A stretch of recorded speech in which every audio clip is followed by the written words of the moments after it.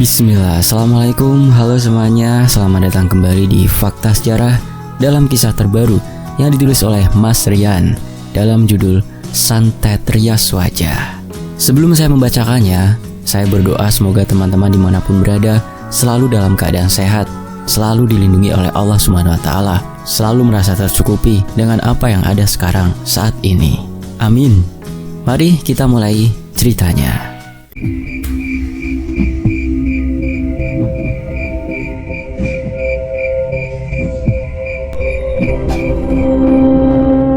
Suasana pagi itu terlihat sangatlah cerah. Aktivitas warga di desa berjalan dengan normal. Tradisi saling sapa dan berbaur terasa masih sangat kental di desa ini. Salah satu keluarga yang bermata pencaharian sebagai seorang petani hendak memulai aktivitasnya dan mempersiapkan peralatan untuk pergi ke sawah. "Hen, aritnya bapak di mana ya? Kemarin terakhir dibawa kamu buat nyari rumput kan?" tanya seorang bapak yang mencari alat bertaninya.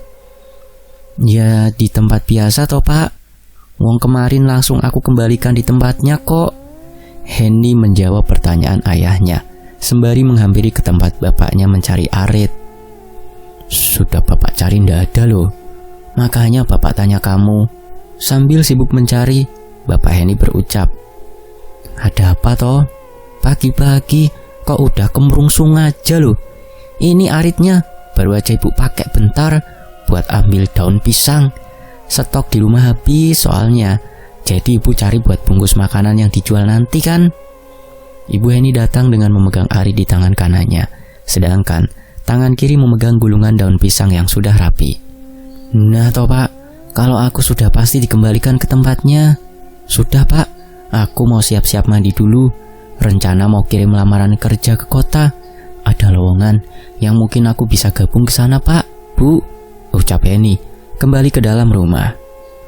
Keluarga Henny ini merupakan keluarga yang sangat sederhana, di mana bapaknya bekerja sebagai petani, sementara ibunya bekerja sebagai penjual nasi megono di pagi hari, dan setelah menjelang siang berlanjut membantu suaminya di sawah. Henny adalah anak yang sedang mencari pekerjaan setelah beberapa tahun merantau ke ibu kota bekerja sebagai pengasuh anak, dan kini memutuskan untuk pulang mencari pekerjaan di kabupaten dia tinggal sendiri. Meskipun sudah beberapa bulan, dia belum mendapatkan pekerjaan yang baru di kotanya sendiri. Jam sudah menunjukkan pukul 8:kurang 1/4. Henny sudah berdandan rapi, lengkap dengan wajah yang sudah dipoles, hingga terlihat ayu, serasi dengan pakaiannya. Dia pun keluar rumah dan tak lupa mengunci rumahnya dengan gembok. Setelah itu, Henny berjalan menuju ke sawah, di mana ayahnya sudah mulai bekerja di sana. Dia berpamitan kepada ayahnya dan meminta doa supaya dipermudah dalam mencari pekerjaan hari ini. Setelah berpamitan dengan ayahnya, Henny mulai melangkah menuju ke jalan besar untuk mencari angkutan umum yang nantinya akan membawanya ke kota. Dalam perjalanan menuju jalan besar, Henny melewati sebuah sekolah dasar, di mana di depannya terdapat ibunya yang sedang menjajakan dagangannya yang lumayan laris di sana. "Bu, Henny pamit dulu ya. Minta doanya supaya hari ini aku bisa dapat pekerjaan." Henny meminta doa, sekaligus berpamitan dan mencium punggung tangan ibunya. "Iya nduk, ibu doakan semoga hari ini kamu pulang dengan kabar gembira, diterima di tempat kerja yang kamu ingin ya nduk. Ini sedikit uang buat sangu." Ibu Henny dengan lembutnya mencium pipi Henny sekaligus mendoakannya dan memberikan sedikit uang saku untuk pegangannya. "Nggak usah bu, aku masih ada uang kok. Ibu simpan saja di tabung." Henny dengan lembut menolak pemberian uang saku itu dan meminta ibunya untuk menyimpan saja. Saat Henny sedang berpamitan dengan ibunya, dari arah belakang ada seorang lelaki yang hendak membeli dagangan ibunya. Seorang pemuda yang bila ditaksir umurnya tidak jauh dari umur Henny sekarang. Perawakannya biasa, namun terlihat gagah. Henny sempat melihat sebentar ke arah pemuda tersebut, yang dia yakini dia tidak berasal dari desanya, karena wajah lelaki tersebut asing dalam penglihatannya. Henny kemudian pergi begitu saja, tanpa mempedulikan kedatangan lelaki tersebut, karena memang tidak ada kepentingan dengannya. Semua terlihat wajar-wajar saja. Ibunya juga melayani lelaki yang hendak membeli dagangannya itu seperti biasa, yang ternyata sudah menjadi langganannya setiap pagi untuk sarapan. Lelaki itu sempat melihat ke arah Henny dan tersenyum padanya. Sementara Henny juga sempat melihat dan membalas senyum sembari menganggukkan kepalanya. Singkat cerita, hari pun sudah mulai sore.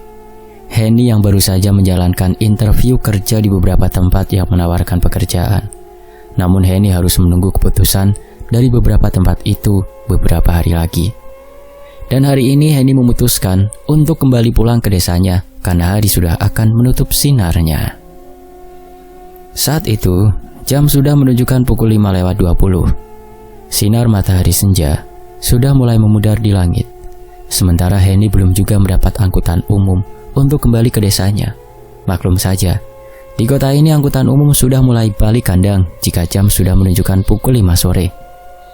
Andaikan yang lewat pun hanya beberapa, dan sayangnya Henny sama sekali tidak menemukan angkutan yang lewat satupun pada sore hari itu. Suara adzan maghrib mulai berkumandang. Sinar senja sudah memudar sama sekali.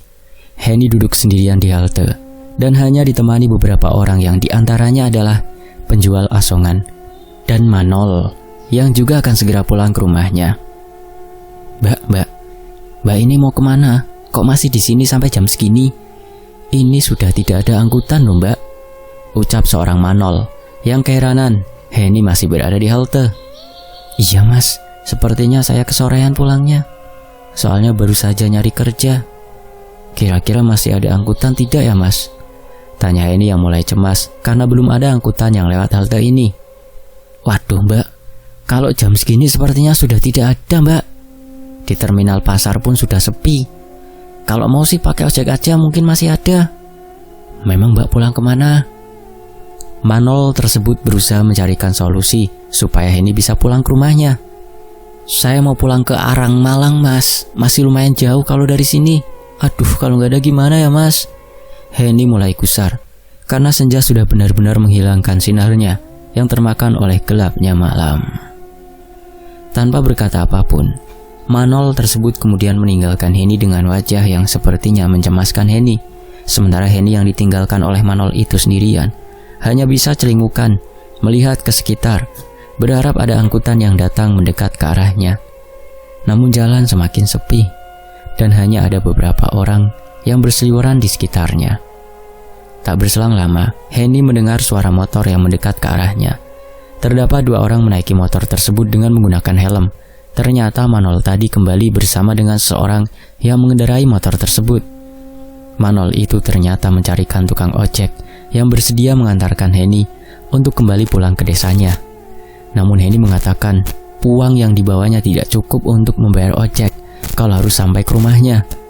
Henny meminta tukang ojek tersebut untuk mengantarnya sesuai dengan ongkos yang dia punya saja. Namun, tukang ojek itu langsung berkata, tidak usah memperdulikan ongkos ojeknya, sebab tukang ojek yang sedari tadi tidak membuka kaca helmnya, lantas membukanya. Dan ternyata, tukang ojek tersebut adalah seorang lelaki yang ditemuinya di pagi hari tadi saat akan berangkat ke kota. Dialah lelaki yang sudah menjadi langganan dagangan ibunya. Dan kebetulan juga rumah tukang ojek itu berada di sebelah desanya, alias tetangga desa, hanya saja lebih jauh dibandingkan desa Henny. Ekspresi lega Henny sangat terpancar di wajahnya. Tukang ojek itu kemudian mempersilahkan Henny untuk segera naik ke belakang motornya dan langsung tancap gas untuk mengantar Henny pulang ke rumahnya. Dia tahu pasti orang tuanya sudah khawatir di rumah karena anak perawannya belum juga kembali.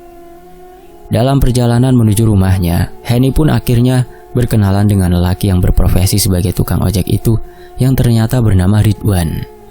Dalam perkenalan di malam hari itu pun Henny bercerita kalau sekarang sangat susah mencari pekerjaan di kota sendiri, dan itu jugalah ternyata yang membuat Ridwan terpaksa narik ojek. Nasib yang sama juga menimpanya. Sudah beberapa bulan Ridwan juga belum mendapat pekerjaan, padahal notabene Ridwan adalah seorang sarjana yang berprestasi.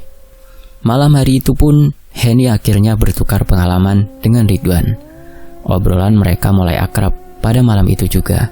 Dan tanpa terasa, sudah sampailah Ridwan mengantarkan Henny tepat di depan rumahnya, yang dimana tepat di halaman rumah Henny sudah menunggu bapaknya yang nampak khawatir dengan kedatangan anaknya itu. Henny pun akhirnya turun dari motor Ridwan dan hendak membayar ongkos ojek untuknya. Henny meminta untuk Ridwan menunggu sebentar untuk Henny masuk ke dalam mengambil uang. Bapak Henny meminta Ridwan untuk masuk terlebih dahulu, beristirahat sejenak. Namun Ridwan menolak, karena alasan dia juga harus segera pulang, sebab orang tuanya pun pasti sudah menunggu. Tak berselang lama, Ibu Henny juga keluar untuk meminta tukang ojek yang ternyata langganannya itu untuk masuk terlebih dahulu. Namun sama saja, Ridwan tetap menolak ajakan itu dengan ramah. Beberapa saat kemudian, Henny pun akhirnya keluar dan segera memberikan uang ongkos ojek tersebut.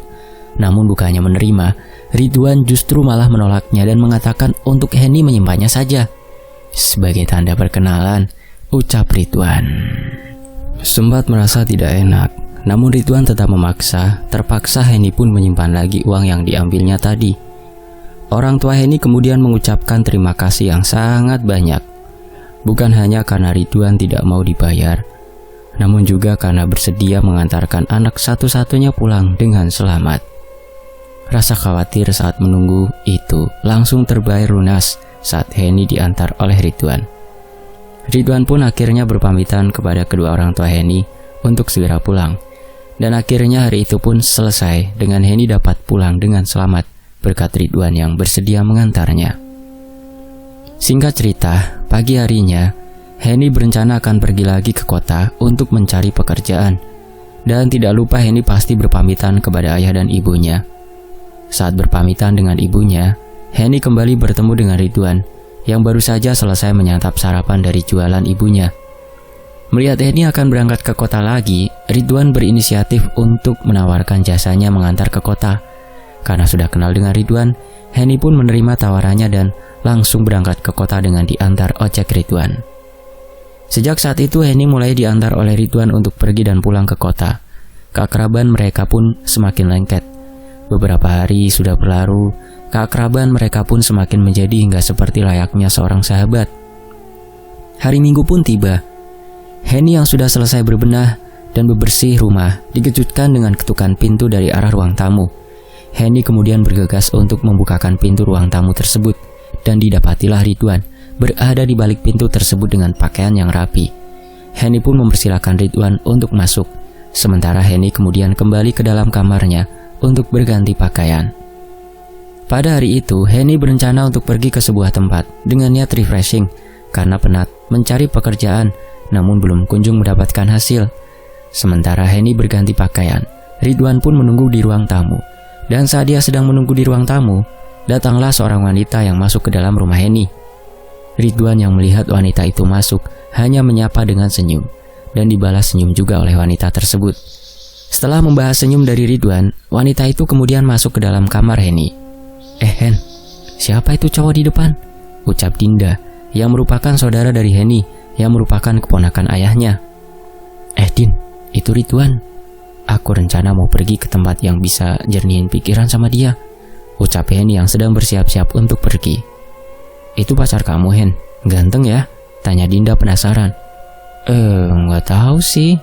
Udah ya, aku pergi dulu. Ucap Henny yang kemudian pergi meninggalkan Dinda. Mendengar jawaban Henny, Dinda hanya diam dan hanya menatap Henny pergi begitu saja dengan Ridwan. Entah apa yang ada di dalam pikiran Dinda. Namun dari ekspresinya, Dinda seolah memiliki rencana mengenai Ridwan.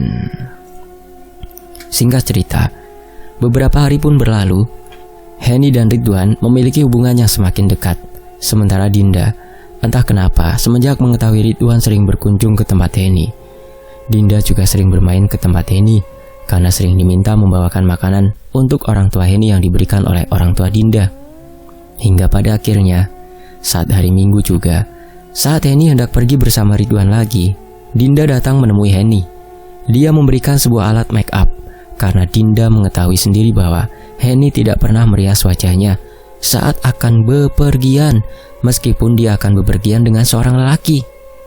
Wajahnya hanya dipoles seadanya, menggunakan pelembab bayi dan bedak bayi saja. Dandanan secara natural lah yang sering Henny gunakan. Namun menurut Dinda itu kurang cocok jika akan bepergian bersama seorang lelaki.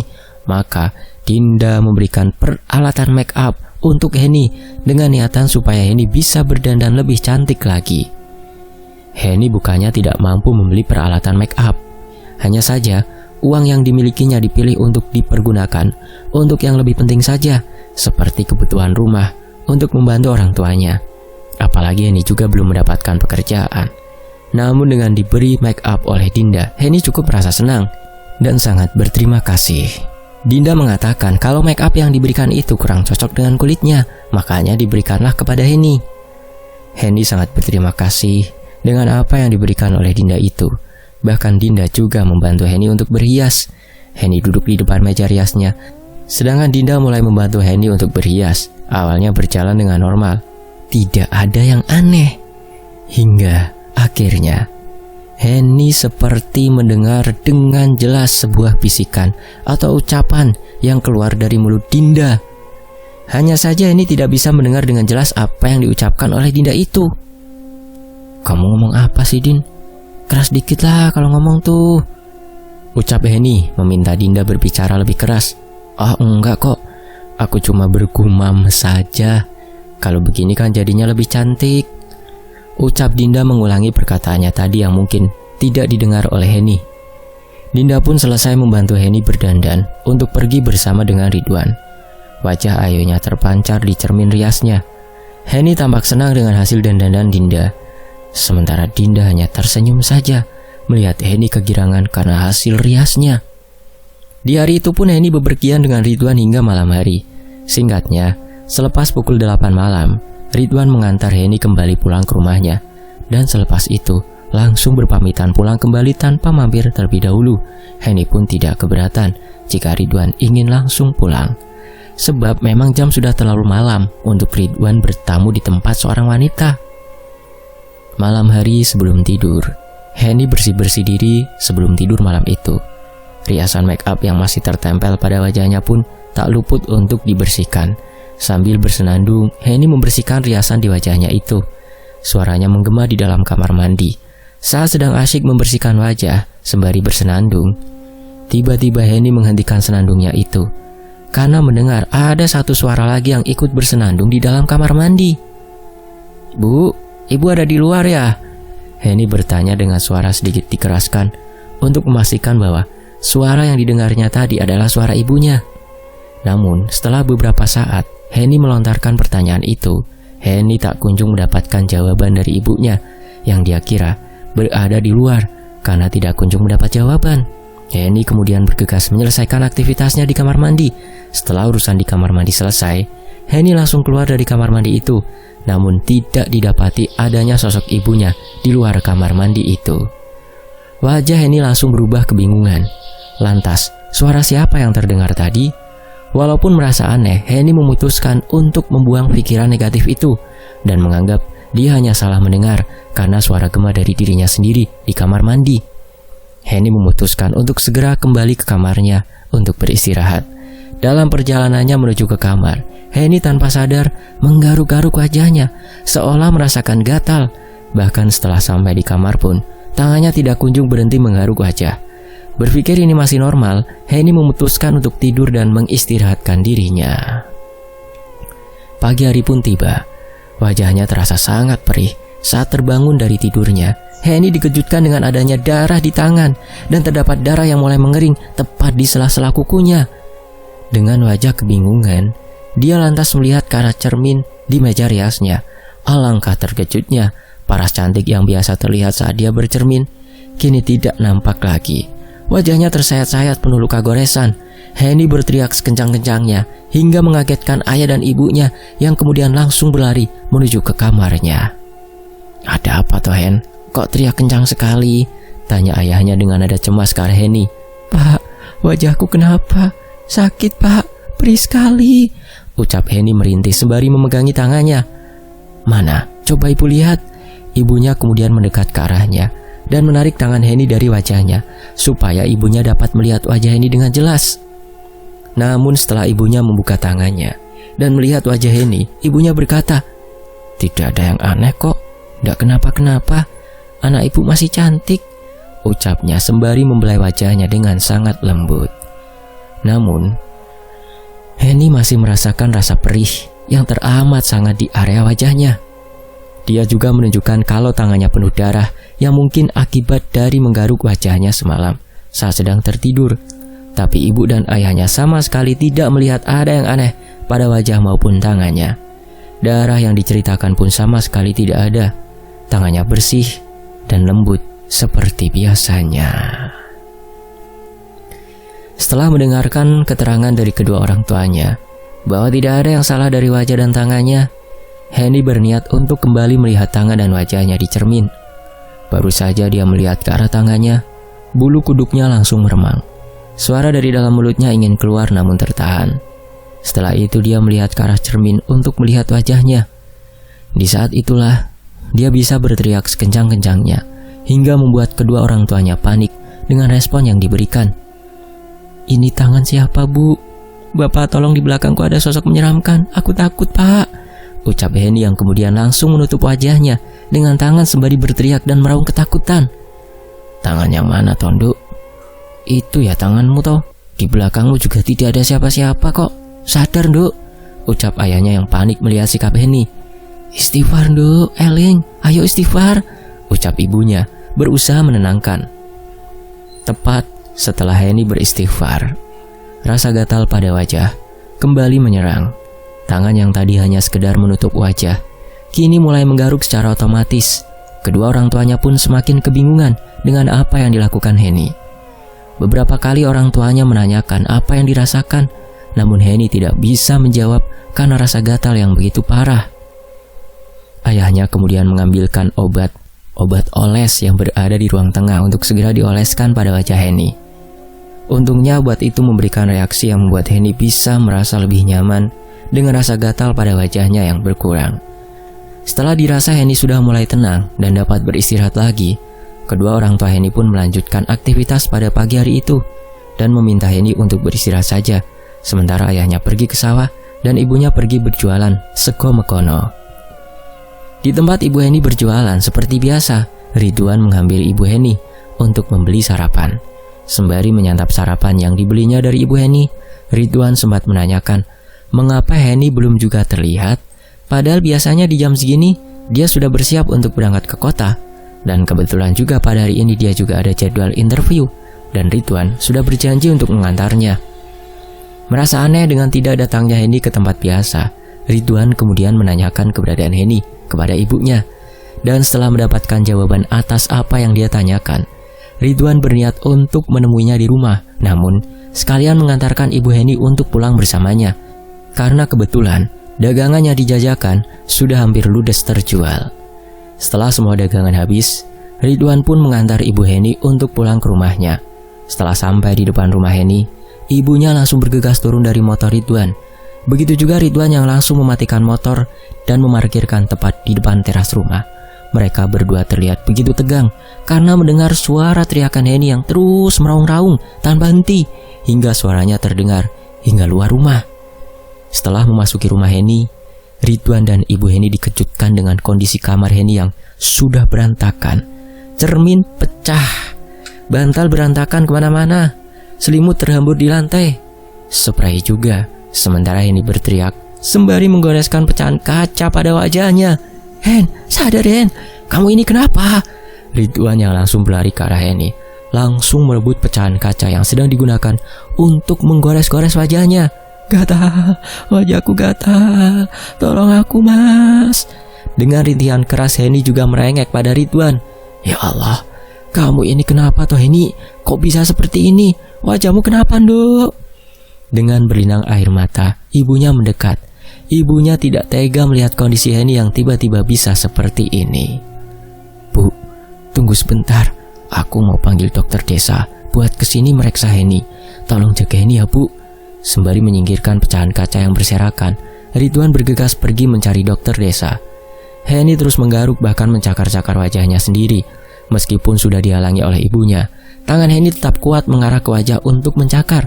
Rintihan dan rengekan karena merasa gatal terus dia ucapkan kepada ibunya. Tak berselang lama, Ridwan kembali bersama seorang dokter desa yang saat itu berjaga. Dan tepat saat itu juga ayah Henny kembali dari sawah. Dan saat melihat kondisi Henny seperti itu, ayahnya langsung mendekat penuh kecemasan dan menanyakan di area mana yang dia rasa gatal.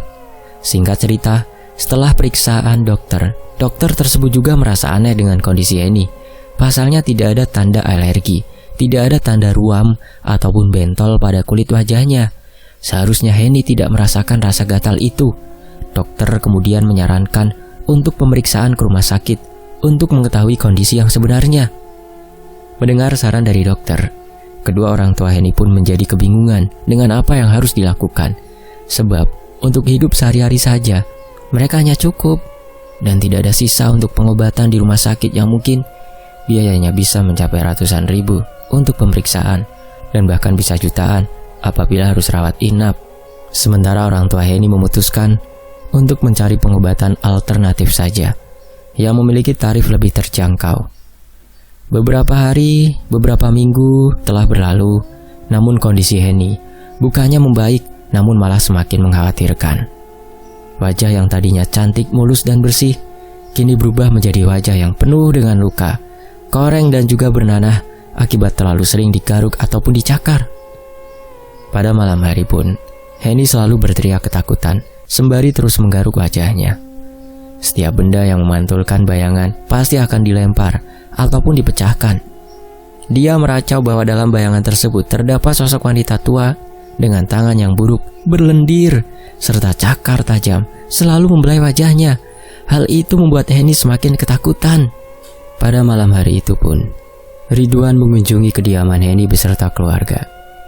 Di mana tepat saat Ridwan berkunjung, Henny sedang berteriak dan meronta karena melihat sosok wanita tua yang diceritakan itu. Ekspresi ketakutan sangat terpampang pada wajahnya. Sosok wanita tua itu dia lihat saat dia akan meminum di secangkir gelas. Pantulan wajahnya beserta sosok wanita tua itu muncul pada permukaan minuman, yang kemudian langsung dilempar olehnya sembari berteriak. Rasa gatal yang dirasakan pun semakin parah setiap kali melihat wajahnya sendiri. Lendir dan nanah pun terus keluar dari kulit wajahnya yang terluka. "Sebentar Pak, saya mau ngomong sama Bapak, apakah boleh?" Ridwan mengajak ayah Henny untuk berbicara berdua. "Iya, bagaimana nak?" Ayah Henny mendekat pada Ridwan dengan pandangannya yang tidak bisa lepas dari Henny yang sedang meracau. "Pak, kalau boleh, saya usul. Bagaimana Henny kalau dibawa ke tempat kenalan saya Pak? Tapi sepertinya ini sudah tidak beres Pak. Henny pasti dibuat seperti ini oleh seseorang Pak." Ridwan memberikan saran karena sudah tidak tega dengan kondisi yang dialami Henny. "Bapak tidak masalah, tapi Bapak cuma tidak ada uang untuk membayarnya saja nak Ridwan." Ucap cemas dari ayah Henny namun ingin segera berbuat sesuatu supaya anaknya bisa kembali seperti dulu. "Sudah tidak perlu khawatir Pak, kenalanku ini sama sekali tidak membutuhkan uang. Kalau Bapak mau memberi, Bapak bisa belikan rokok atau sembako seadanya saja Pak. Mereka tidak membutuhkan uang dan memang berniat untuk membantu saja," ucap Ridwan yang kemudian memberikan saran. "Yang benar nak Ridwan, kalau begitu bisa Bapak juga baru saja panen kelengkeng sama singkong. Kalau soal rokok gampang nanti beli di warung. Kira-kira kapan kita bisa ke sana?" Senyum lega langsung terpancar dari wajah ayah Henny, seolah dia melihat setitik harapan dengan ikhtiar yang akan dilakukan. "Sudah Bapak siap-siap saja, saya carikan mobil untuk pergi ke sana sekarang. Tadi saya sudah kirim pesan ke mereka dan memberi kabar kita akan sowan ke sana," ucap Ridwan yang kemudian bergegas mencari mobil yang boleh disewa di desanya. 15 menit kemudian, sebuah mobil datang dan parkir di depan rumah Henny. Ridwan keluar dari dalam mobil tersebut, lalu kemudian masuk ke dalam rumah untuk meminta kedua orang tua Henny membawa Henny masuk ke dalam mobil. Ibu Henny sudah mempersiapkan beberapa bawaan yang akan dibawa ke tempat yang Ridwan maksud. Sementara Henny terpaksa harus diikat pada tangannya karena terus melukai dirinya sendiri. Matanya pun terpaksa harus ditutup karena takutnya akan mengamuk karena melihat bayangan dirinya pada kaca saat berada di dalam mobil. Singkat cerita, sampailah Ridwan beserta keluarga Henny ke tempat yang dimaksud tadi. Sebuah gerbang besar dari kayu jati terpampang gagah menutup jalan mereka. Ridwan kemudian turun sebentar untuk membuka pintu gerbang tersebut. Dan setelah masuk ke dalam gerbang, Ridwan pun kembali masuk ke dalam mobil untuk kemudian melanjutkan perjalanan masuk menuju bangunan utama. Wajah terheran dari kedua orang tua Henny sangat terlihat setelah melihat sebuah loji Belanda berdiri megah di hadapannya. Mobil yang dikendari Ridwan kemudian diparkirkan tepat di halaman loji yang megah. Ridwan kemudian turun dari mobil dan membuka bagasi mobilnya untuk menurunkan barang yang tadi dibawa oleh orang tua Henny. Sementara saat Ridwan menurunkan barang bawaannya, dua orang keluar dari halaman loji tersebut. Lalu kemudian salah satu dari mereka menyapa Ridwan. "Assalamualaikum Mas Ridwan. Akhirnya jadi juga toh datang ke sini," ucap seorang lelaki yang keluar dari dalam loji. "Waalaikumsalam. Mas Rian. Iya ini Mas, kondisinya sudah parah. Soalnya saya nggak tega, makanya saya sarankan bawa ke sini." "Oh ya, ini oleh-oleh dari orang tuanya Mas," ucap Ridwan menyapa Rian yang keluar dari dalam loji dan memberikan oleh-oleh dari orang tua Henny. "Wah, Mas Ridwan ini pakai repot-repot segala. Dah usah bawa apa-apa juga nggak apa-apa kok Mas, daripada ngerepotin ini." "Ya sudah, terima kasih ya Mas. Ini saya bawa masuk dulu dan saya sampaikan pada Pak Harjo," ucap Rian yang kemudian menerima pemberian kedua orang tua Henny dan membawanya ke dalam. Sementara itu Ridwan bersama teman Rian yang bernama Agil langsung menghampiri Henny yang masih terus meringik, minta dilepaskan di dalam mobil. Agil yang kemudian melihat kondisi Henny yang sampai diikat seperti itu merasa tidak benar. Pandangannya langsung menusuk tajam ke arah Henny.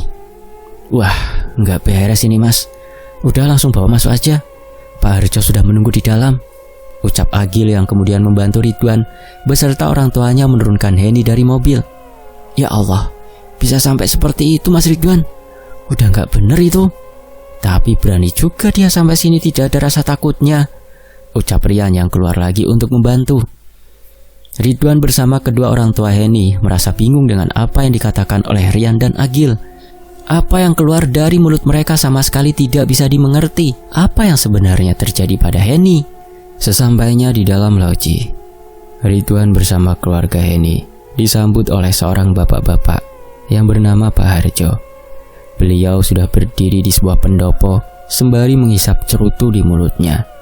Senyum ramah dari Pak Harjo menyambut kedatangan mereka. Pak Harjo menanyai mereka terlebih dahulu secara detail tentang bagaimana awal mula Henny bisa jadi seperti ini.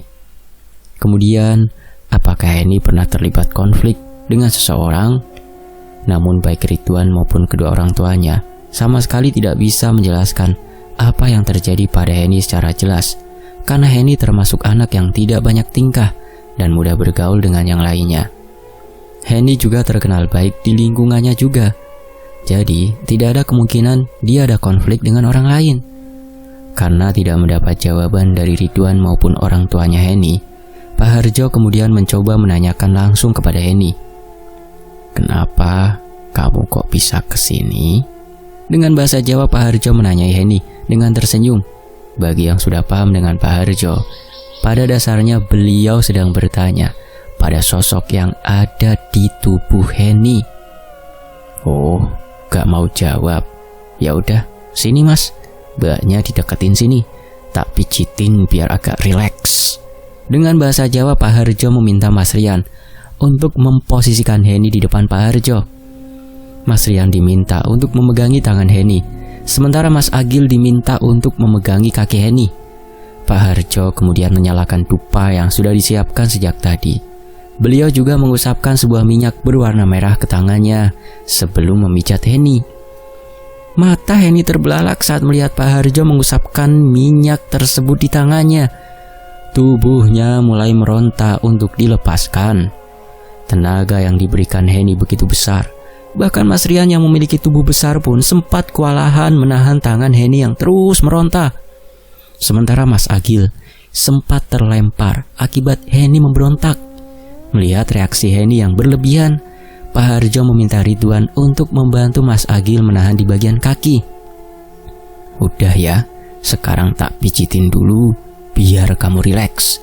Kalau udah rileks, nanti nggak usah kesini lagi ya," Pak Harjo berkata dengan senyum yang menurut Ridwan sedikit aneh saat mengucapkannya.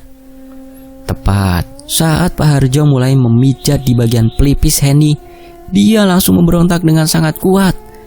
Ekspresi kesakitan sangat terlihat dari wajahnya.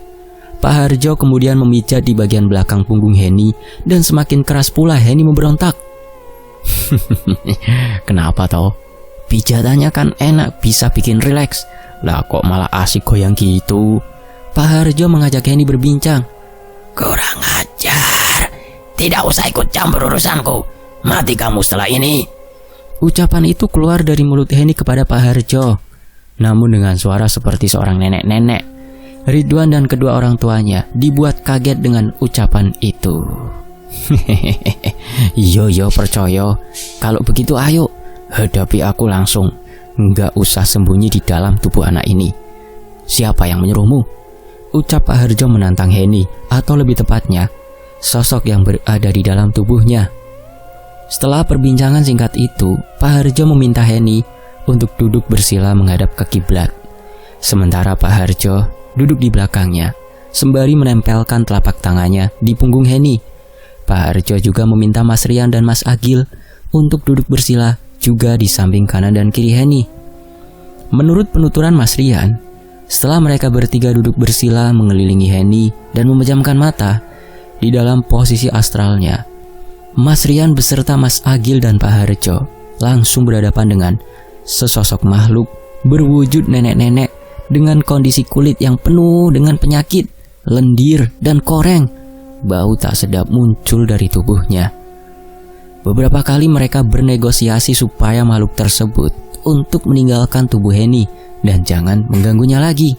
Namun, sosok itu melawan dan berkata tidak akan melepaskan Henny. Dengan terpaksa dan dengan perintah Pak Harjo, Mas Rian diminta untuk memberi pelajaran supaya sosok tersebut mau untuk meninggalkannya. Mas Rian meminta sosok yang selalu bersamanya untuk menghajar sosok tersebut. Perkelahian antara sosok wanita tua dengan jin pendamping Mas Rian yang bernama Sinta pun dimulai. Mas Rian beberapa kali melayangkan serangan gabungan bersama Sinta. Beberapa ajian yang dirapalkan Mas Rian sempat membuat sosok tersebut terpental dalam pertarungan astral. Ditambah beberapa kali hantaman yang diberikan Sinta juga tidak bisa dihindari oleh sosok wanita menjijikan itu. Namun dengan tegarnya, sosok jin pengganggu ini tidak mau menyerah dan tetap memilih untuk bertahan. Mas Rian meminta jin pendampingnya untuk semakin keras menghajar sosok tersebut, dibarengi dengan combo ajian yang dilayangkan oleh Mas Rian kepada sosok itu. Namun tetap saja, walau kewalahan, sosok jin itu tetap bersikeras tidak mau melepaskan Henny. Hingga pada akhirnya, sosok jin pendamping Mas Rian meminta izin untuk segera membinasakan jin tersebut, namun dilarang oleh Pak Harjo. Pak Harjo memerintahkan Mas Rian untuk menghentikan serangannya dan mengambil alih dari sini. Tangan Pak Harjo yang sudah dioleskan minyak tadi ternyata di alam astral memancarkan energi sendiri. Hawa panas dan menyiksa langsung keluar dari telapak tangan beliau. Sosok jin pengganggu ini langsung menyerang ke arah Pak Harjo. Namun dengan sikapnya, Pak Harjo langsung menangkisnya dengan jurus bela diri yang dipelajari yang tentunya dibarengi dengan rapalan mantra. Pak Harjo langsung membekuk tubuh jin menjijikan itu dan menempelkan telapak tangan beliau tepat di kening jin tersebut. Tubuh jin tersebut langsung bergeliat kesakitan.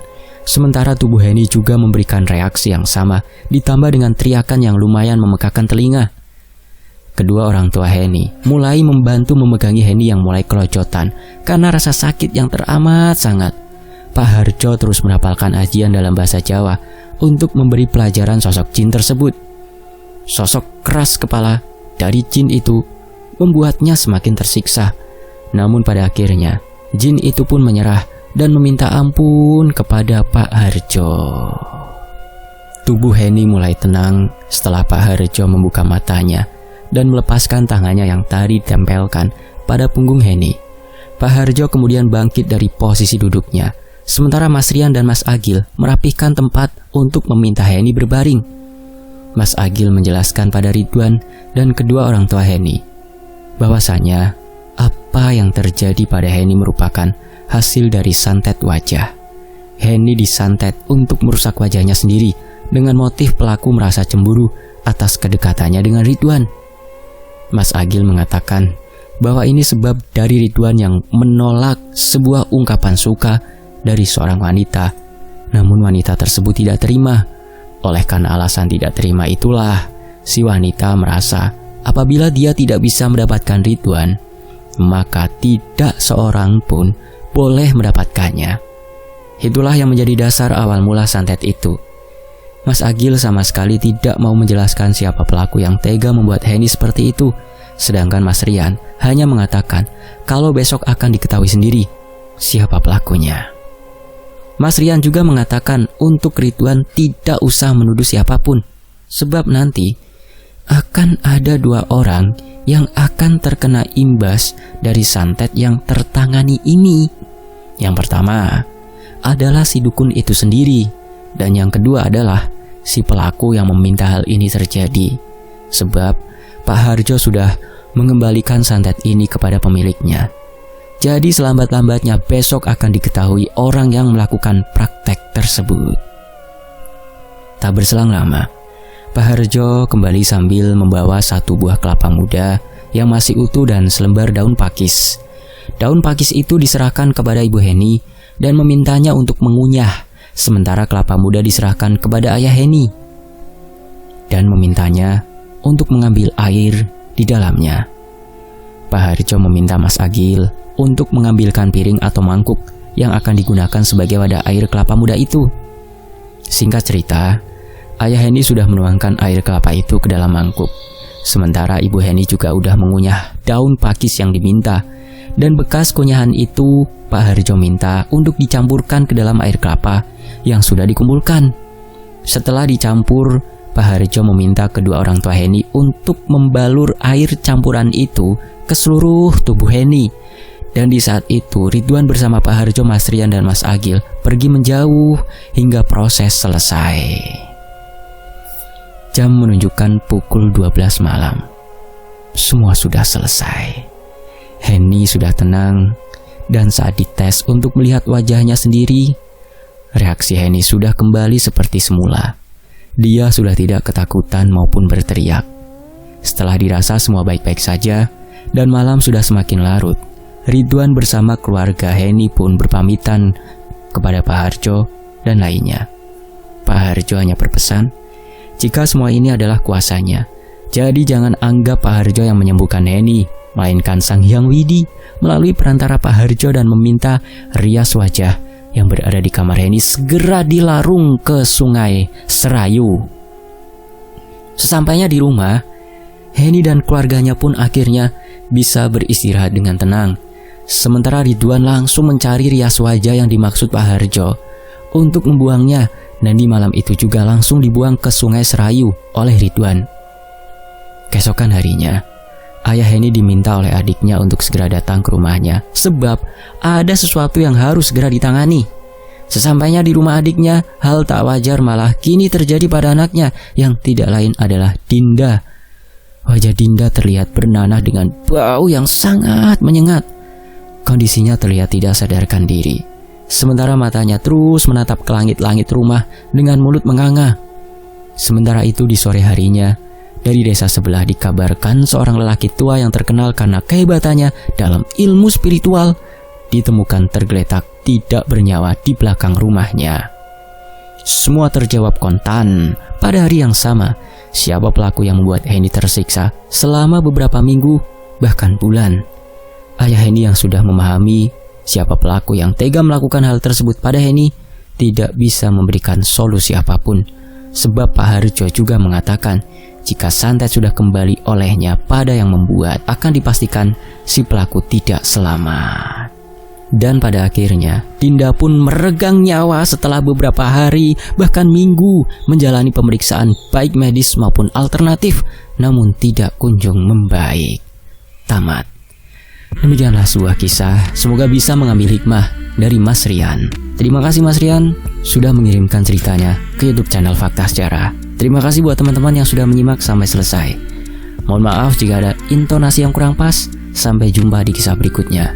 Wassalamualaikum warahmatullahi wabarakatuh. Tetap di Fakta Sejarah. Alhamdulillah.